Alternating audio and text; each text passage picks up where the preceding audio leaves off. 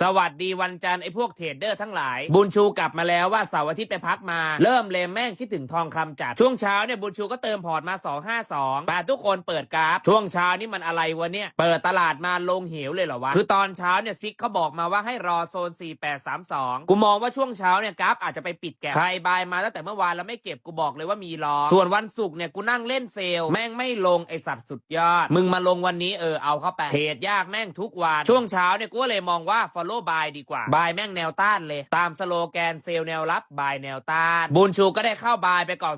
0.026 ไม้ follow แปะเกาะรอรถเดี๋ยวค่อยไปเซลตรงที่ซิกเขาให้ลงมากูเติมเป็นไงพวกมึงพอกูเข้าบายปุ๊บอาการออกทันที SL กูเนี่ยจะตั้งไว้ประมาณ4782ไม้ follow ไงกูเลยตั้ง SL เดี๋ยวแม่งลงยาวกูได้ปลายยอดอีกพอมันลงมากูได้เข้าไม้บายไปอีก 0.023 ไม้เข้าไม้แล้วไม่มีอะไรยากสวดมนต์ผ่านไป10 นาทีเย็ดแค่บุญชูเขามาว่ะโอ้ยนานๆทีจะบวกเว้ยดีใจว่ะแท่งตรงเสาไฟฟ้าไปเลยพี่น้องปิดดีกว่าบวกแล้วช่วงเช้ารอตามแผนซิกไม้ follow ไม่อยากถือว่ะกูว่าเก็บกำไรไปประมาณ290 เหรียญเรียกเสียชูได้เลยจังหวะนี้